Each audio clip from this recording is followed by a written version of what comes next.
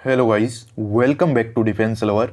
दिसंबर 2020 में होने वाली स्टेट रिलीज के लिए इंडियन एयरफोर्स ने कल ग्रुप एक्स एंड वाई के जो एडमिट कार्ड्स हैं वो पब्लिश किए हैं और ऑफिशियल वेबसाइट पे उन्होंने कुछ एक लिस्ट पब्लिश किए हैं और उसके थ्रू देख सकते हो कि आप शॉर्ट लिस्ट हुए हो या फिर नहीं हुए। और वहाँ पे ये भी मतलब मार्क किया गया है कि आपके 12th क्लासेज में एक्चुअल में परसेंटेज हैं वो कितने हैं, जिसके बेसिस पे कोई एक पर्टिकुलर कैंडिडेट को शॉर्ट लिस्ट किया गया है।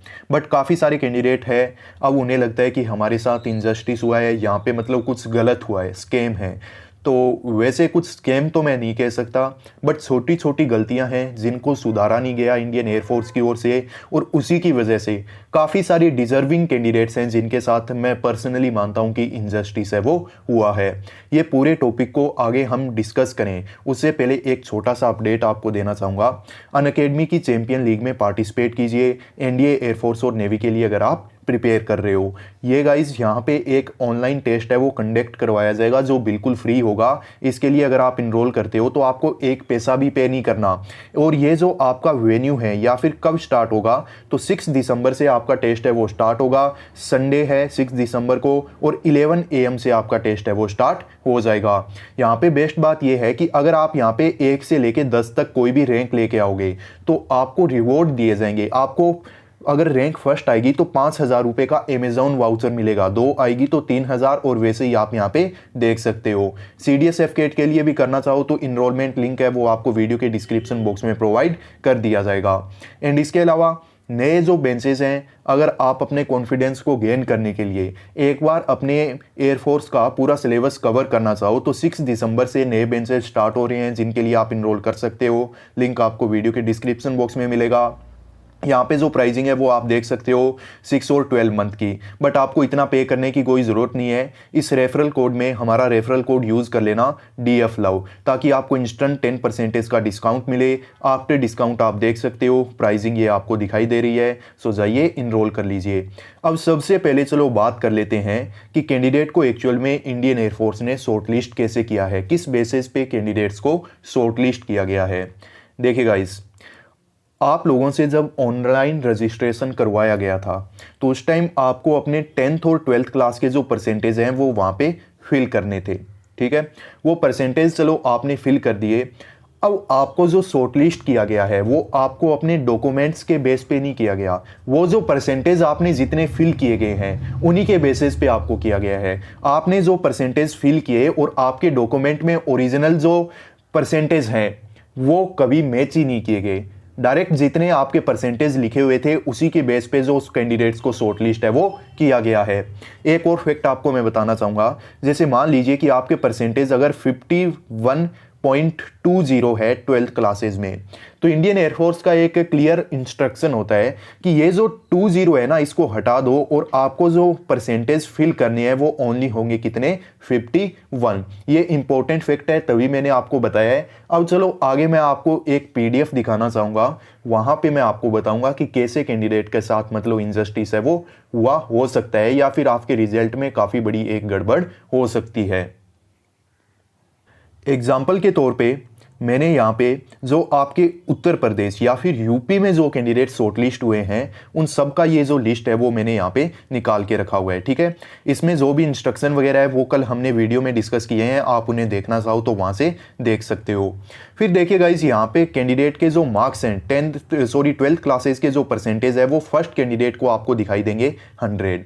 उसके बाद वापस से नीचे जाओगे तो आपको यहाँ पे दिखाई देंगे 100। इसका मतलब ये है कि आपके जो टोटल 5 सब्जेक्ट होते हैं 12th क्लास में, उसमें इस कैंडिडेट ने 500 आउट ऑफ 500 है वो स्कोर किया है, जो पॉसिबल है, इम्पॉसिबल नहीं है। बट फिर भी आप इस लिस्ट में जैसे जैसे आप नीचे जाओगे आपको वापस से हर एक कैंडिडेट के मार्क्स दिखाई देंगे 100, जो कि मुझे नहीं लगता, काफ़ी सारे कैंडिडेट हैं जो 100 मार्क्स लेके आते हैं और उनके हो भी सकते हैं, मैं ये नहीं बोल रहा हूँ। ठीक है, बट इतने एक ह्यूज क्वांटिटी में कोई भी एक पर्टिकुलर स्टेट से इतने कैंडिडेट के 100 मार्क्स हैं वो नहीं हो सकते, ये बिल्कुल ओबियस बात है। और इसके मेरे पास प्रूफ भी है, काफ़ी सारे मेरे पास कमेंट है, वो भी मैं इस वीडियो में आपको दिखाऊंगा।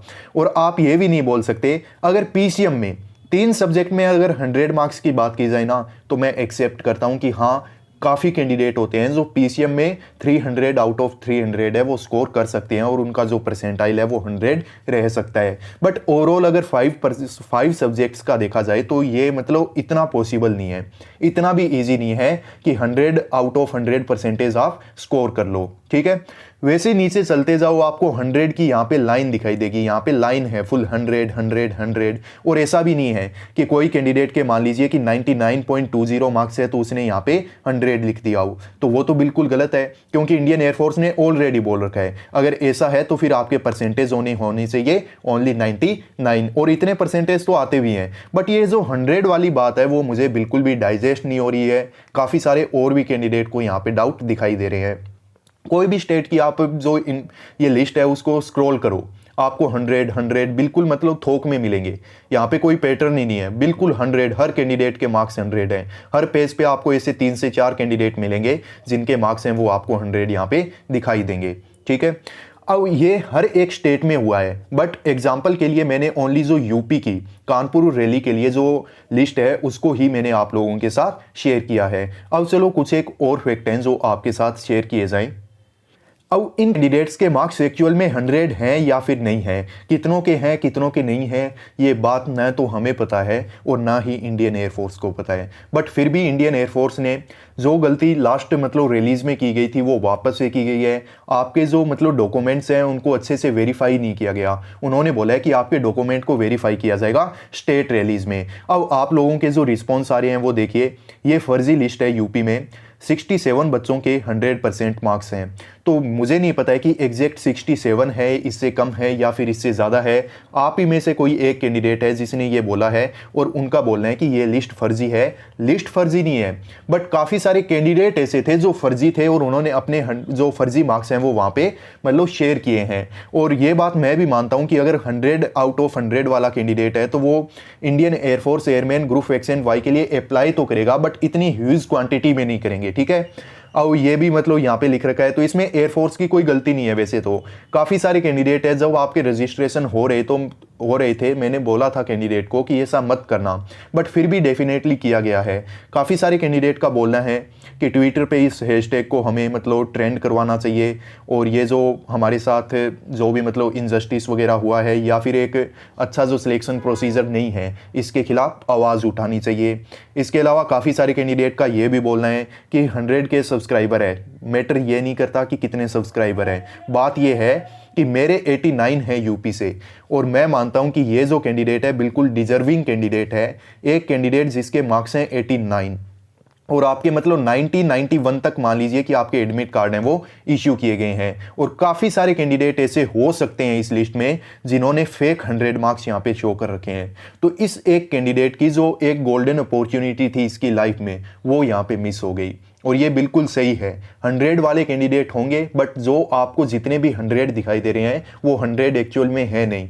अब ये कमेंट पढ़िए, सर मेरे 80% है बट मैं 100% पर डाला था। ठीक है, एक कैंडिडेट है कोई भी जिसके एक्चुअल में उसके अकॉर्डिंग उसने बोला है कि मेरे 80% थे, बट मैंने किया क्या कि 100% है वो मेंशन किए थे अपने ऑनलाइन रजिस्ट्रेशन फॉर्म में। मेरा जो एडमिट कार्ड है वो आ चुका है, एडमिट कार्ड है वो आ गया, सर रियल में 80% है बट मैं परसेंटेज 100 डाल दिए थे और मेरा जो एडमिट कार्ड है वो आ गया है, तो मुझे एग्ज़ाम देने के लिए जाना चाहिए या नहीं जाना चाहिए? Please reply sir. Sir reply तो मेरा यही है कि डेफिनेटली आपको नहीं जाना चाहिए, क्योंकि अगर आप एग्ज़ाम को भी क्वालिफाई करते हो, रनिंग को भी क्वालिफाई करते हो, तो जब आपका डॉक्यूमेंट वेरीफाई किया जाएगा तो उस टाइम डेफिनेटली आपको रिजेक्ट किया जाएगा। ठीक है, और काफ़ी और भी प्रॉब्लम हो सकती है। बट ये कैंडिडेट बोल रहे हैं कि मैंने ऐसा किया है, तो हो सकता है कि काफ़ी सारे और भी कैंडिडेट हैं जिन्होंने ऐसा किया है और जिनके एडमिट कार्ड्स हैं वो पब्लिश किए गए हैं। उसी की वजह से काफ़ी जो आपका ये लिस्ट है वो हो सकता है कि काफ़ी हाई गया हो, और ऐसे जो डिजर्विंग कैंडिडेट थे हो सकता है कि उनका जो एक गोल्डन अपॉर्चुनिटी है वो यहाँ पे मिस हो गया हो। अब इसके सॉल्यूशन की बात की जाए तो देखिए गाइस, मेरे पास कोई सॉल्यूशन नहीं है। जो कुछ आप कर सकते हो वो कीजिए, मैं आपको कुछ भी नहीं बोलूँगा। बट एक बात ज़रूर बोलूँगा कि इंडियन एयरफोर्स की यहाँ पे इतनी भी ज़्यादा बड़ी कोई गलती नहीं है। गलती है उन सब कैंडिडेट की जिन्होंने अपने फेक परसेंटेज हैं वो वहाँ पे अपडेट किए हैं। और ये मैं श्योरिटी के साथ कह सकता हूँ कि काफ़ी सारे कैंडिडेट ऐसे हैं जिन्होंने वहाँ पे अपने फेक परसेंटेज है वो शेयर किए हैं। बाकी जो भी आपका ओपिनियन हो, जैसी भी हेल्प मैं आप लोगों की कर पाऊँ, डेफिनेटली कमेंट कीजिए, मुझसे कांटेक्ट कीजिए। जो कुछ होगा मैं डेफिनेटली आप लोगों के लिए करूँगा। बाकी अगर वीडियो आपको यूज़फुल लगा हो तो एक लाइक करके अपने दोस्तों के साथ ज़रूर शेयर करना। एंड अगर पसंद नहीं आया हो तो जो भी आपका ओपिनियन हो, जो भी आपके सजेशंस हों, वो कमेंट कीजिए, बट एक पर्टिकुलर गाइडलाइन को फॉलो करके।